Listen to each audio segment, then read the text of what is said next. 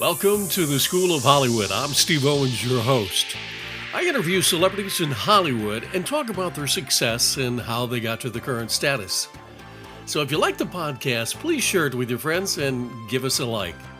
My name is Marcela Iglesias. I live in Los Angeles, California. I'm originally from Buenos Aires, Argentina, and I'm known as the human Barbie doll, also the Queen of Hollywood. Wow, what an opening. Welcome to the School of Hollywood. I talked to several of my friends who are Latina. I asked them about you on TV, and they had two things to say. One, you can't shut you up when you're on TV. The producers have a hard time controlling you. And two, that you're the human Barbie doll. Is that true or not? I don't think that's, I cannot say it's a lie, but I don't think it's not true because we were 6 people in the show. So imagine the show is not about me. So I have to let another people talk as well at the same time. So we can have drama, we can have discussion. So if the show would be about me, yes, I can talk for hours because I learned radio. You know, in radio, you know that it's equivalent of 1 second of silence in radio is the equivalent of a minute on television. So in radio, you got to keep talking and talking and talking and talking. So having had that training in my life, and the girls that were with me have no training on radio whatsoever. Yeah, I might talk a lot, but for me, it's normal. Well, for them, they loved it. They loved your character that you've created on the show. And how much of the reality is a reality and how much of it is real when it comes to the show? Well, remember, I signed a contract and I cannot say too much. You know, everybody that works on reality television knows that reality sometimes surpass fiction, right? And there's some things that there's no way people say, oh, that was manipulated, that was programmed. And I'm telling you, the most epic fights and confrontations, they were never programmed or scripted. I'm telling you, it's always the best content. And sometimes cameras are not filming because the cameramen were resting and because we were on a break, right? Mm-hmm. But I said, they should be with us 24/7 except when we go to sleep, because sometimes there was stuff that you guys haven't seen on television that I'm like, I wish you could see. There's some scenes that were cut and people don't understand why, because they put them on the trailer for the season and then they decided to take them off. But all the fans were like expecting those scenes because they were very big confrontations and sometimes they don't put it. And I said, you got to keep attention to detail, because if I'm the producer of the show, I will never shut down the cameras. I understand that they have to rest, but I will have 2 sets of crew. So when the cameramen are resting, the second crew comes to put the cameras on so they can rest, but the cameras won't rest. You know what I'm trying to say? Yeah. Absolutely. Yeah. So I tell you, I'm never going to say it's a 50-50 when it's reality or scripted, but I'm telling you the best content, it's never scripted. Fabulous. That's a perfect answer on it. Yes. You being labeled as the Barbie and the Queen of Hollywood, how did these names come about for you?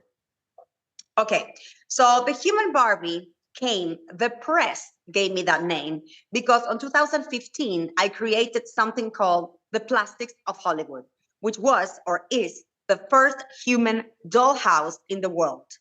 I decided that people that wanted to live like dolls and aliens and creatures and fairies, they were doing a lot of body modifications in order to achieve a certain look, right? And they were all inspired by the dolls like Barbie, all the Ken dolls. And of course, it went farther than that.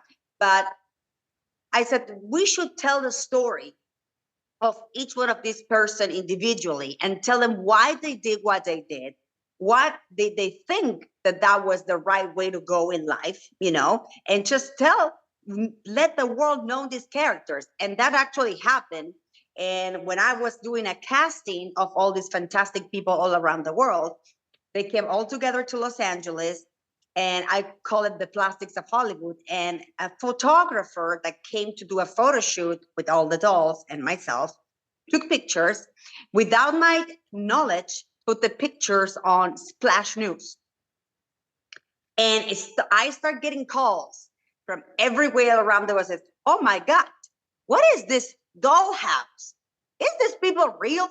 Are they doing all these surgeries and procedures in order to look a certain way? I'm like, yes.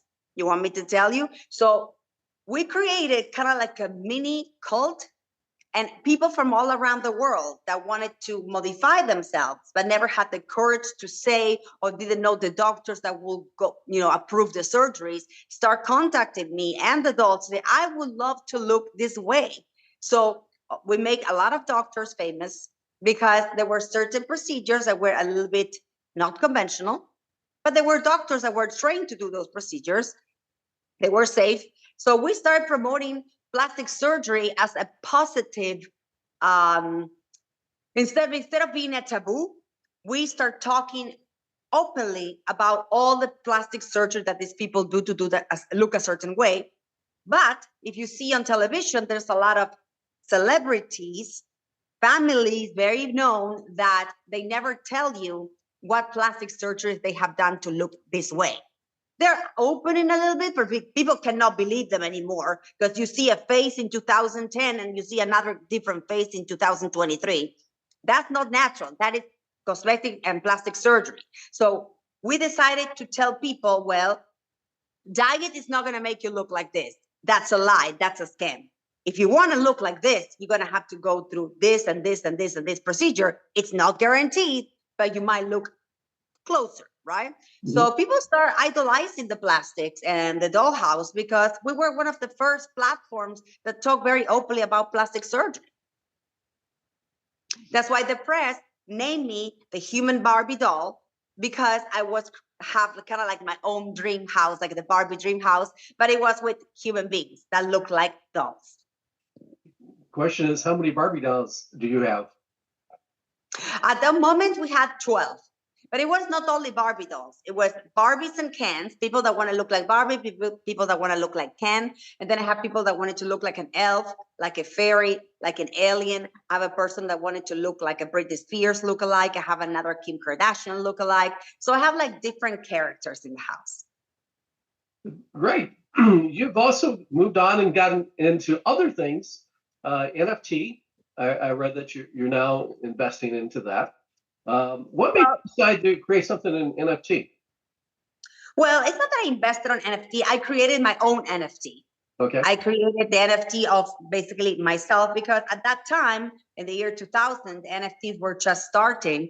And I said, well, if everybody's creating like an ape with a face and it's selling, why I just cannot create my own NFT of my own persona? And so I did. So for people that are out there that want to get into NFTs, what is the process on doing that? It's a process that you have to know a little bit of computers, and you have to know a little bit of the cryptocurrency world in order to create your own NFT. It's programs that you can use to create it, and then you have to upload it into certain platforms where you can sell your own NFT. That's what I did. So I think at that time I choose Rarible platform. There's Rarible and OpenSea. So you can put your NFT on that platform and people might buy it. It's basically painting a picture like an artist, and you go to a gallery and sell your picture, but it's the same thing, but digital art. Fabulous. I saw you did the Barbie movie thing where everybody on Instagram has done a photo of it, but you added a song to it that you wrote about Barbie. Yeah. Tell me about your music side of your career. Well, yes. So when Plastics of Hollywood came out, I said, well, I want to have a song with a theme. So the first thing that I released, it's called Human Doll, and it explains the story of the Plastics of Hollywood. And that was released in 2019, Human Doll. Then this year, I decided to release another song, and the song is called It's Barbie Bitch. Inspired in It's Britney Bitch, like Britney Spears, but I call it It's Barbie Bitch. Oh, cool. Because I consider myself an artist and I like to express my art in different ways. So singing, it's one of them. You have 1 million followers on your Instagram page. Yes. How do you keep your audience engaged so that you can give a tip to other people on how they can increase their engagement? Well, I don't really have a formula. I've had my Instagram page for 11 years. As we speak, it's been 11 years since I opened my Instagram page. And I remember I opened the page when I did my first show on TLC called Secrets of a Trophy Wife on 2012. And I just post things that I like. I don't really care anymore of having more followers or being like famous or stuff like that. I just share what I think it's nice, but I don't share for anybody, just for myself, basically. If I see a nice picture and I have an idea, I post it. And if they like it, they like it. And if they don't, they don't. I don't really curate my platform in order for people to engage with me. It's something like an artistic way to express my feelings. Sometimes I post a lot of things about my animals. I have 3 potbelly pigs, 3 dogs, guinea pig, bunny. So some days it's just all about the animals. Some days it's about cryptocurrency. Some days it's about the Barbie and the persona, the human doll character. Some days it's about empowering women. So it's basically a resume of all my life. Fabulous. What can we expect in the next couple of years from you? Next couple of years. Good question. Well, we're waiting to see if we're going to have another season of the Rica Famosa reality TV show. I'm working on another 2 shows, but they're in English because mostly all the stuff that I've done, it's in English. And the good thing about this show, the Rica Famosa Latina, is that I was able to engage with the Latino community because everything that I've done was in English in the past.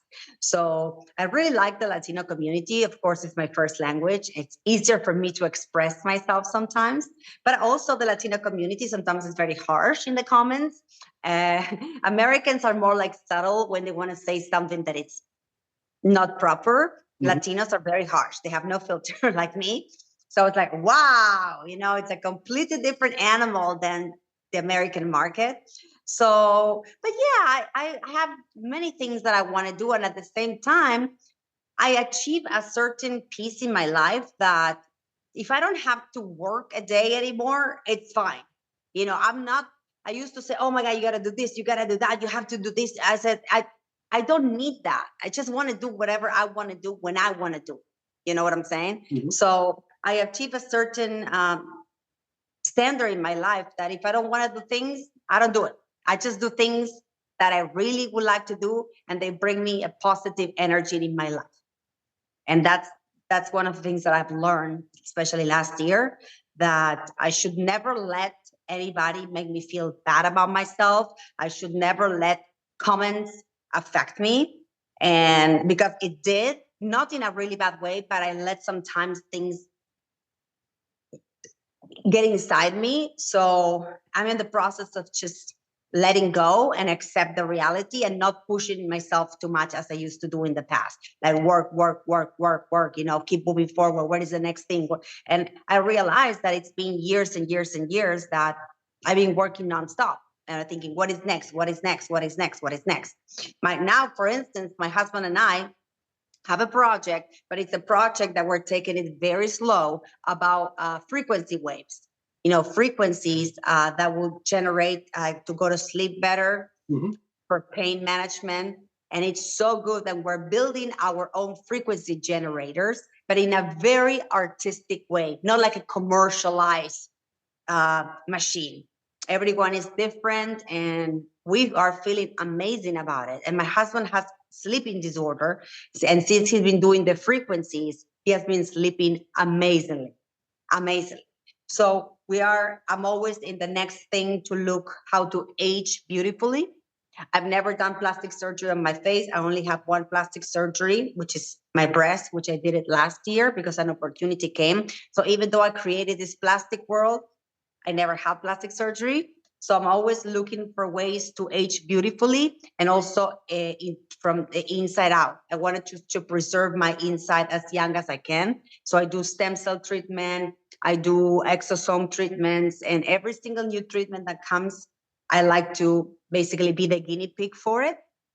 So I'm in the quest of wellness. So this year for me, it's about well-being, not too much work. If the work can bring me the well-being, that's great. But if it doesn't, I reject it. With School of Hollywood, we always ask the guest a question, and your question is going to be, because we have a lot of people who listen from Mexico. What advice would you give them coming to America to be an actor?